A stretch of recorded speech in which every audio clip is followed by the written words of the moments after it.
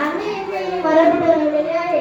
इमारतीच्या बाजूला मी 2 कचऱ्याचे डबे ठेवलेले आहेत. एका याच्यात सुका कचरा आणि दुसऱ्या याच्यात ओला कचरा ठेवलेला आहे. कचऱ्याची गाडी येते आणि कचरा घेऊन जाते आणि कचरा डब्यामध्ये टाकते.